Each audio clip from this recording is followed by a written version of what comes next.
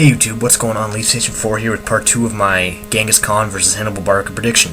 Today we'll be covering the X Factors, and I chose these X Factors through X Factors that were used in previous episodes, and just by the ones that I think have the greatest impact on the overall outcome of the episode. So let's get started. The X Factors that I chose were logistics, tactics, generalship, experience, killer instinct, and psychological warfare. Alright, so for logistics, I gave this one to Genghis Khan, mainly because Hannibal did not have a great big empire. It was relatively small, and to actually get to where he had to fight in the Second Punic War against the Romans, he had to cross the Alps. So crossing the Alps would not have been an easy task at all. He probably would have lost, all connections to his supply line, and he probably lost men and supplies along the way.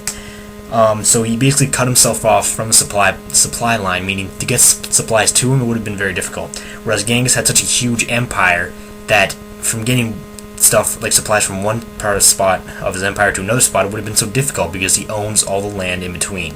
So for that reason, I'm giving the edge to Genghis for logistics. And also, at times the Carthaginians would actually take Roman arms and armor for themselves. This would show that they, their supplies may have not been that adequate, or they may have just been running out. So edge Genghis. Alright, so for tactics, I don't know a lot about Genghis Khan at all, but for this one I'm going to give it to Hannibal. During the Second Punic War, specifically at battles such as Trebia and Cannae, Hannibal was outnumbered by a great deal. Specifically at Cannae, when he was outnumbered 2-1. Alright, so that's a pretty big difference there. So he could not rely on his numbers to win. He had to rely mainly on his tactics, and he did a great job at that. Alright, he would use the terrain to his advantage. He would use what he had at his advantage. Like in Trebia, war elephants were big. In Cannae, the terrain was actually big. He knew that the Roman army, which was so big, would have to be restricted due to the land. I'm not going to go into detail, but the land played a big part. So he knew this, and he used his tactics to do so. Now Genghis, due to his big empire, he probably had a big army as well, meaning that his tactics, he did use tactics that were decisive, but they weren't as decisive as Hannibal, because his tactics didn't have to need to be as tactical, because he had huge armies, alright, so that he could just kind of crash the other enemy head on and, hope to win due to the size of his army. So edge, Hannibal. Alright, so for generalship, I'm going to give this one to Hannibal again. Why? Well, whereas Genghis had his empire in the Mongols, everyone was of, somewhat the same nationality, alright? I'm not going to say they all were the same nationality, but they all derived from the same kind of nationality, alright? But this being said, Hannibal did not have that advantage, alright? He picked up troops from Gaul, from Spain, so he had Spaniards and Gallics to fight in his battles during the Second Punic War. And I mean, this would have been difficult to bring those three nationalities together to fight one common enemy, the Romans, who were all united, alright? So this would have made him become a stronger and all-around better general, and that's why I'm going to give him the edge for generalship. Alright, so for experience, I'm going to give this one to Genghis Khan. I don't know a lot about the early life of these two guys, but I do know about Genghis is that he grew up in a place that was relatively dangerous. There was constant pillages, raids, and battles, meaning that he must have been prepared for everything, you know what I mean? Even as a kid, he would have to know what to do, what he needed, alright? So, I mean, even though he didn't actually fight at a young age, he had, the experience of being around death at his age, so experience goes to Genghis Khan. Alright, for killer instinct, I just threw this one in there just because I thought it was kind of cool.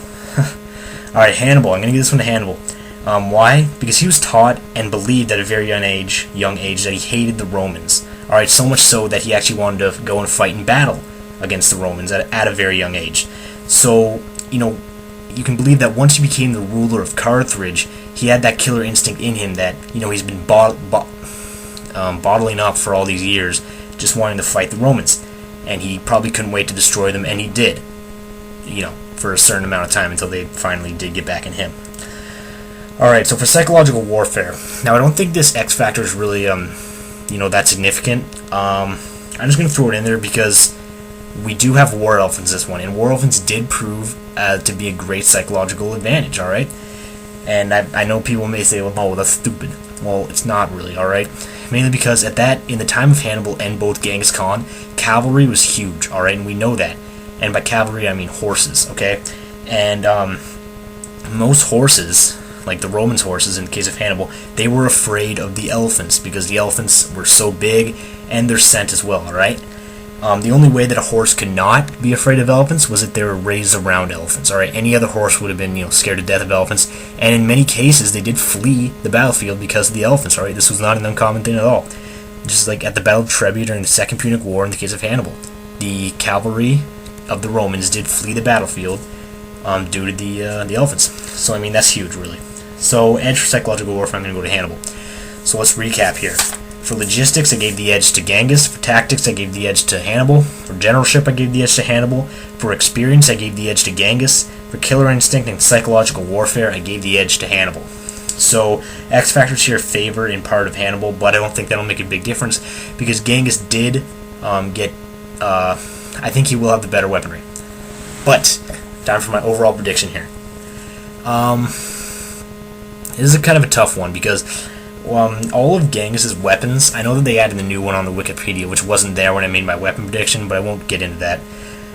They're all pretty practical, alright? They're all good. Whereas Hannibal, he has the elephant. Now, the elephant is not a practical weapon. I don't think the elephant itself will get a lot of kills, but it'll help other weapons, like his falsata or whatever, get a lot of kills, okay? Just the, psychological warfare, like I said. So, although the elephants may not get a lot of kills themselves, they will help to get a lot of kills, alright? Just that advantage. So, not just on that, but I am going to give the edge to Hannibal, mainly because Genghis Khan had that vast empire, right? He made it. Actually, I don't know, did he make it? Let me know in the comments below, because I don't really know a lot about him at all. He may have been, a successor of a previous king who did make that, or he may have actually started himself. I don't know what the case is there, but, just let me know, and, yeah, so I think that Hannibal, he took a small army and he made it one of the greatest rivals Rome had ever met. And I mean, that was a big thing because Rome was, in my mind, the greatest empire in history, and he took it on. And the reason they didn't win mainly was because after the Battle of Cannae, Hannibal did not feel the need to sack Rome. He didn't think he was ready yet. So he just kind of waited outside in the outskirts of Rome and just waited there. And eventually the Romans, like the Roman army, they counterattacked Carthage. Like, they went to Carthage. This caused Hannibal to leave Rome and go to Carthage, and he was defeated by a Roman general at the Battle of Zama.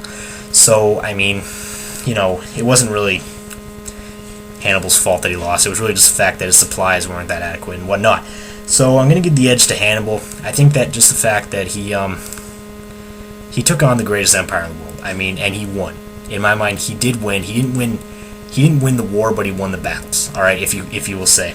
Whereas Genghis, he just had that huge army at his disposal, and I think that between the two who actually fought more in their battles, I think Hannibal fought more than Genghis. Just the fact that in the time period, Hannibal was that much older than Genghis, and in that time period, it was not uncommon for generals to fight.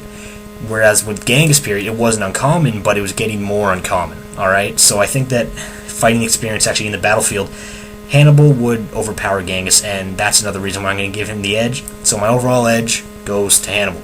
Now, I haven't been right. Actually, I was right on the U.S. Army Rangers and North Korean Special Ops Force. So right now I'm 1 for 3. I don't know. I might be 1 for 4, but who cares? I'm going to go get the edge to Hannibal. So see you guys later, and bye.